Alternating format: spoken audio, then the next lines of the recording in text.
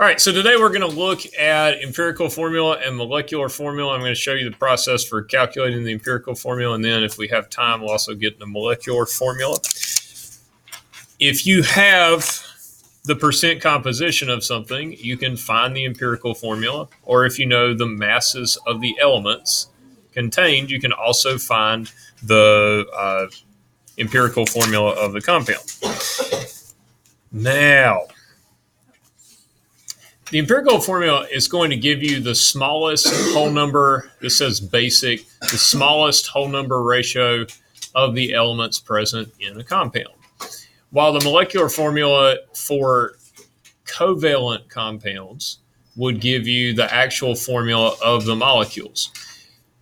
For an ionic compound, there's no molecular formula. There's just an empirical formula or a formula unit for the ionic compound. But for molecular compound, like, anybody recognize this? Yeah, it's glucose or fructose or some of the, yeah. So, yeah, several isomers of this. But anyway, in biology, you learned this was the formula for glucose. So the molecular formula, the formula of an entire molecule of glucose is C6H12. But the empirical formula of glucose would be C1H2O1 because it's the lowest whole number ratio you can get from a 6 to 12 to 6 ratio. By the way, what whole number would you divide by to go from the molecular formula to the empirical formula for this particular compound? By 6, yeah. It's the, what is that, the least common, is that multiple or denominator? That's a good question. Yeah, the audience says multiple, so we'll go with that. All right, so the process for calculating the empirical formula, if you know the grams of the substance, you can convert from grams to moles, and then we'll divide by the smallest number of moles present to give the smallest number, or the smallest whole number ratio of moles. And if the ratio doesn't come out to be a whole number, we're going to multiply by an appropriate number to get to a whole number ratio. And just to give you an example of that, let's say that one of the numbers of moles that we had present, let's say that it came out to like 1.5. What would we multiply 1.5 by to get a whole number? What's the smallest number we can multiply 1.5 by to get a whole number? Yeah, so if we do by 2, then that would turn into 3. Now, you can't just multiply one part of the ratio by that. Like, if that came out, something in the ratio between carbon, hydrogen, and oxygen, we would have to multiply everything by that number, whatever it is. And I'll show you an example like that momentarily. All right, our first example here says determine the empirical formula of a compound that contains 36.5% sodium, 25.4% sulfur, and 38.1% oxygen. Now, there are a couple of things. First off, let's guess what this could possibly be. A compound that's got sodium, sulfur, and oxygen in it. Is there a polyatomic ion that has sulfur and oxygen in it? Sulfate and sulfite. So it's probably either sodium sulfate or sodium sulfite. So when we get done, if we don't come out with one of those, we'll be suspicious of our answer. The other issue is that they gave us percentages, but my process says to deal with grams. Now, does it really, like, if you know the percentages, does it really matter how much mass the entire sample has? No, it doesn't. And a really easy number to pick, like if we're going to say, well, we're just going to pretend we have this number of grams.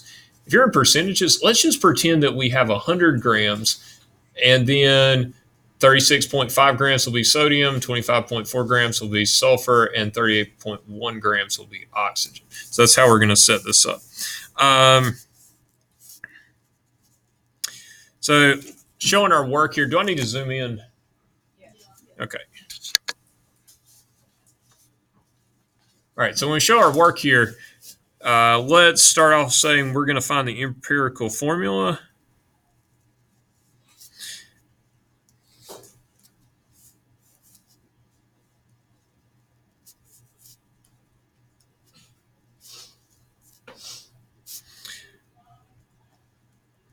All right, so my plan, I'm going to do all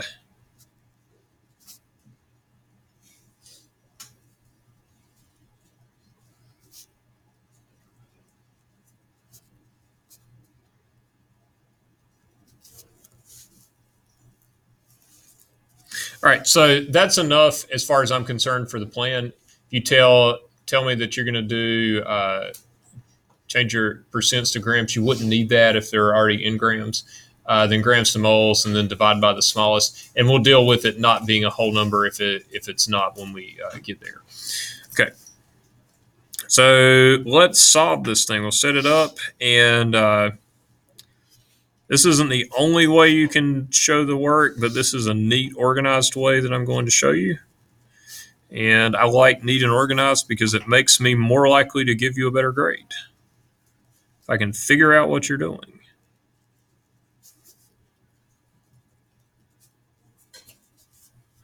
All right, step one is, well, actually, it's really step two because I've already converted my percents to grams. So what are we doing next?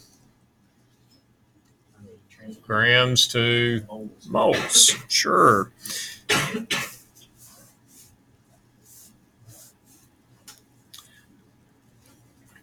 And by the way, with these, just use the mass of the element. So we're not gonna worry about, is it O2 or whatever, because we're just dealing with we're trying to find a ratio between sodium, sulfur, and oxygen. This oxygen is not diatomic, or not necessary. Yeah, it's not diatomic because it's in another compound. Okay. Molar mass of sodium is, now let's go 23.0.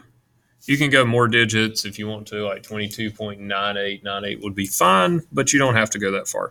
Sulfur, what, 32.01 or something? Yeah.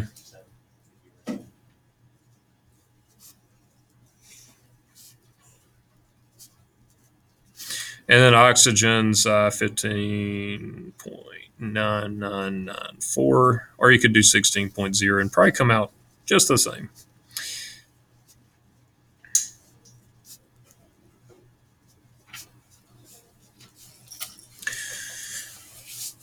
All right.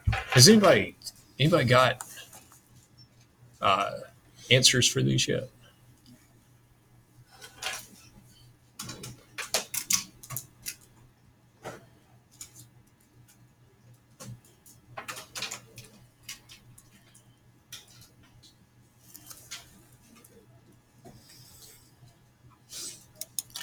All right, so we've got numbers of moles.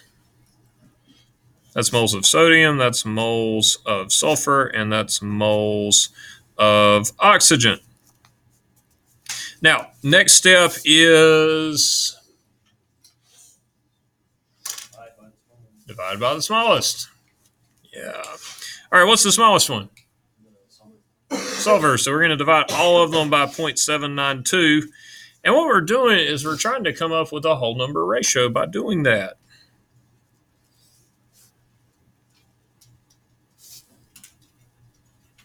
Now, you don't have to be a mathematician to do 0.792 divided by 0.792. That's going to give you 1.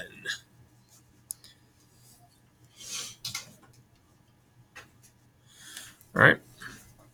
So for every 1 mole of that, I bet this one is about 2, isn't it? 1.99.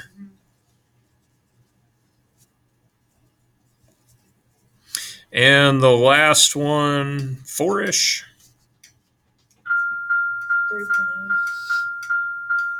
3.0. Oh, yeah, it is. Yeah. 3.00. Okay. So in the compound, when we write the empirical formula, it's going to have sodium, it's going to have sulfur, it's going to have oxygen. Is that close enough to 2 that you would be okay with it rounding up? Yeah. Yes. If you're within like 0.05, it probably just rounds up. So it's going to be Na2. How many sulfurs?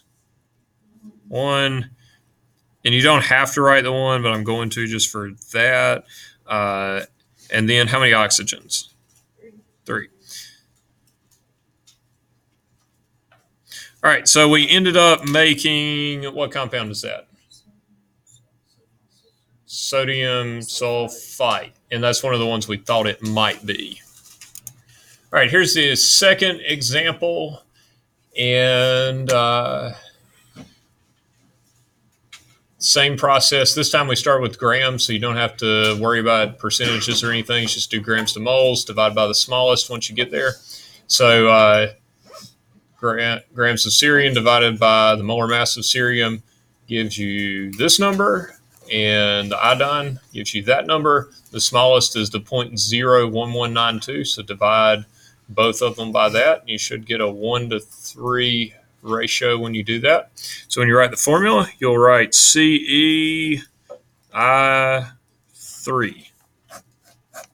So whichever number has the bigger ratio is which abbreviation gets the subscript? Correct. Yeah. So like if you end up with a 3 out here, that's how many molecule or atoms of iodine are in the formula.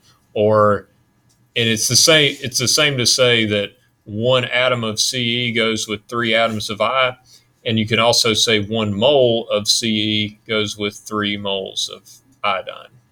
Okay. All right, let's work through the last empirical formula problem here and see what we'll get.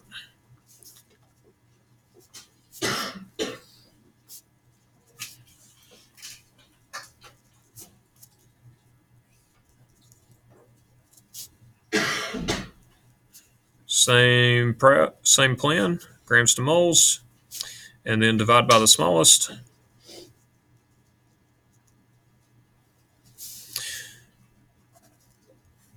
Am I zoomed in enough, or do y'all want me to go in closer? Okay. All right.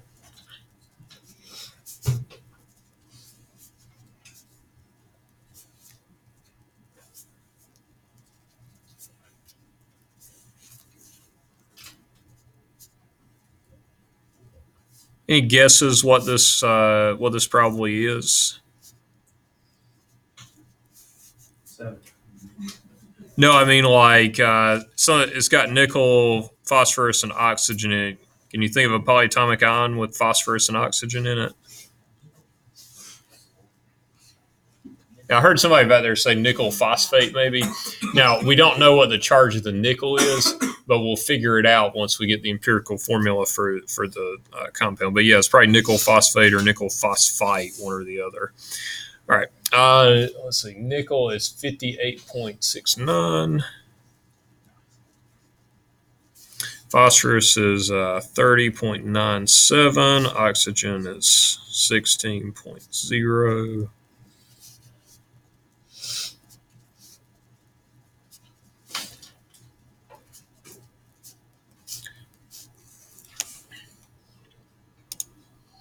All right, let's divide by the smallest. Which one is that? Oh, it's the phosphorus. All right, so now we've got to figure out what to do with this because it didn't come out to be an exact whole number ratio. So we have currently the ratio is 1.5 to 1 to 4. So what's the smallest whole number we could multiply by that would give us a whole number up here? 2. But if you multiply one part of a ratio by a number, you also have to multiply the other ones, right? So whatever number you multiply, do that to all of them. So you'll have 3, 2, and 8.